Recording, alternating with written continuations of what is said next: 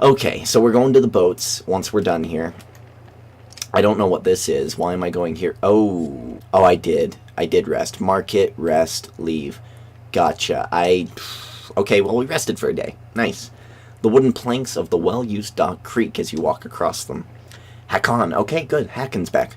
A warrior recently acknowledged as king of the Varl paces on the dock. So wait, Ivor's not the king? Not sure I was made for this, he says as you approach. Commanding in battle is one thing, but deciding how many chickens we need to bring? I can help if you need it. I'm just as lost as you are at this. You seem to be handling it just fine. That's what I'm going to do. He's the king. You seem to be handling it just fine. But if he does seem to be... I'm a really helpful person, so that's probably what I would say. The giant raises his brows. You've got your own battles to fight, little one. I hear men saying they don't want to follow a girl. And proving yourself while being compared to the previous leader of your clan isn't easy. His mood darkens.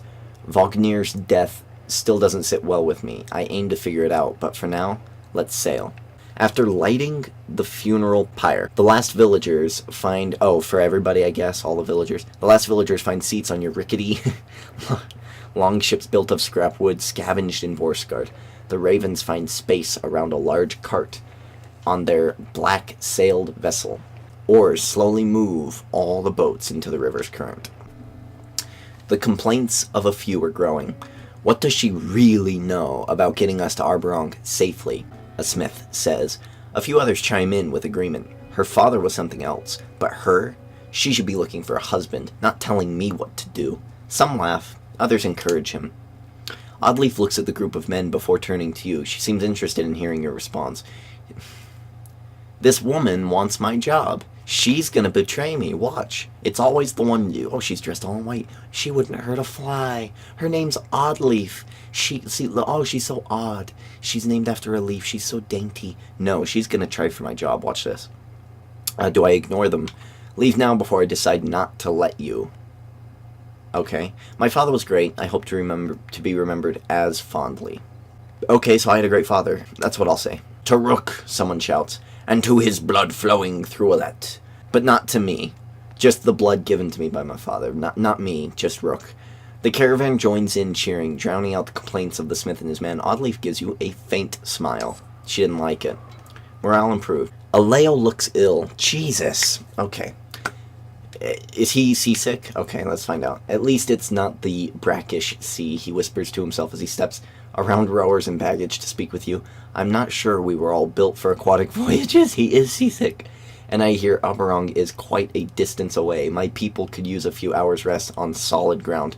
Your people or you? The hopeful looks from others sway you, and you signal for the ships to make land. Would you mind telling me why the capital is our destination? Aleo asks. So let's see, why is the capital our thing? Arberong's walls have never been breached. The Volca, Juno, says that the menders there can protect us. It's the furthest place from the dredge. It just is. Now help row. I'm gonna say it's far away from the bad stuff, yeah. Reason enough after what we just endured, the Skald says, his eyes looking distant as he recalls the fight. Stone armor and strange humming weapons. Dredge, Aleo says, almost in awe. Man, is he singing? Man and Varl's storied foe from oh so ever. Okay. But they're real and here. How have they made it so far south? His glance at the Varl is met with both anger and shame. The long ship rocks gently, and the Skald grabs a rope to steady himself. If only we had the fabled horses to ride upon. We'd outpace the dredge and be on sound footing. His dramatized misery is almost as amusing as his thanks when he steps back onto land. Jesus, the caravan recently embarked from Aleo's village and is traveling westward, down the Ormsa River. Gotcha. So we were in Borskard. Prior to arriving at Aleo's village, the caravan had hurriedly embarked from Borskard in the wake of the devastating siege laid by Bellower and his armies. So it looks like we're going to reach Ormsdalr by river on the way to Arberong. As Strom led some of the first men east, it's short for Ormsdalr, was one of the most important places they settled, nestled in the crook where the Ormsa River splits. If Borskard and Ormsdalr were twins, Ormsdalr would be the righteous brother, trying to keep his evil twin from hurting anyone else. So they keep Borsgard away from the rest of the land.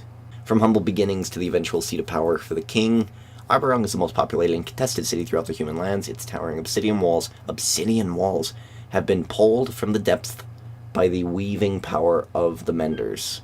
As each new generation of residents builds another ring of walls, the city continues to grow larger, more indulgent, and more dangerous. The butt end of a sprawling wood that comes to a point was split by the roads forged by early settlers, though it may just be as well known for the rewards reaped of fat pheasants that have been all but hunted to extinction here. Rundwall, which is the north place up there, was once a vast nation. The Civil War divided mankind, and a leader named Strom set out for the east, intent on creating a new kingdom there. The dream died with Strom, and the lands would become unified again, but the name stuck. A stinking mire of mud and marsh, and a crushing disappointment to Strom and the other early men hoping to carve out a new land for themselves in the east. Even the horseborn do not linger here, where the earth pulls the unweary into the ground with every seeping step. So it's just swampland down there. They had such high hopes for Setterlund, the new kingdom of man and Varl, they called it, rounding up anyone who yearned for land of their own. So this is how the east was won, I'm assuming. Whole clans and families took the caravans and banners to the untamed frontier. The Nordfelling Lake disappeared, the trees withered beneath arctic winds, and the crops would not grow. The last home of the Varl, yes, and seat of their power, founded by Arnfinnr, the second Varl king. Though the Varl have moved around a lot, most consider Grofheim their capital.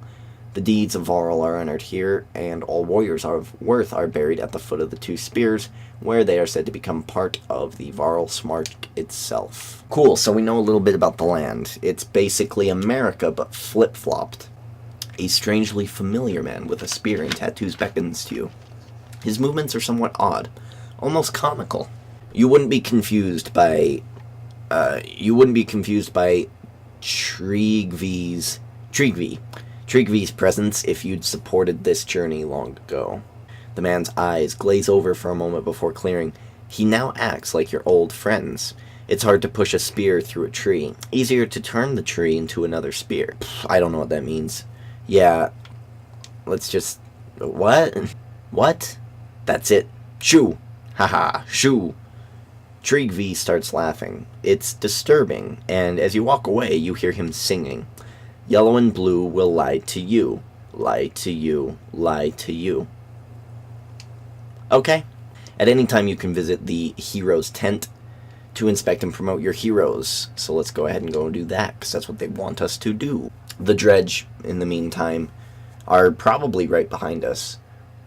We haven't gone far. Aleo, Gris, Bursey, Need, Luden, who we know, Krumer, Hogan, Mogan.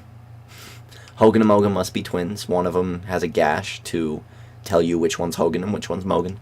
Gil, Ivor, of course, Tryggvi, Ivind.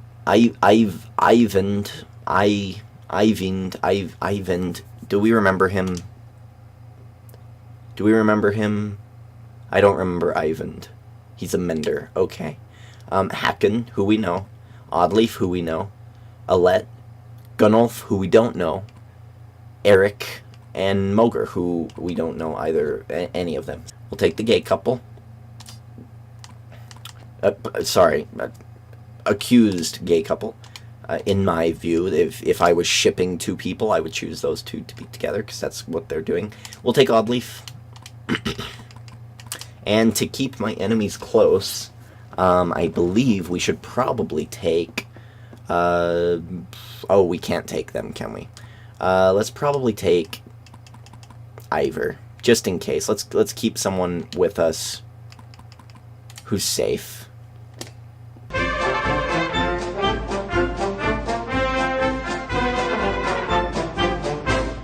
Man and Varl's storied foe from oh so ever long ago. That's what he would do, I guess, because he's a Skald, whatever. We're wasting time, but that's fine. I don't understand. It's just a river. It's not an ocean. I mean, how do you get seasick when you're not on a sea? We've camped a lot. in the past couple of days. It's 2 days in. We took a day off at the very beginning, and now we're on the second day. And then we took a half a day wasting because Aleo couldn't travel.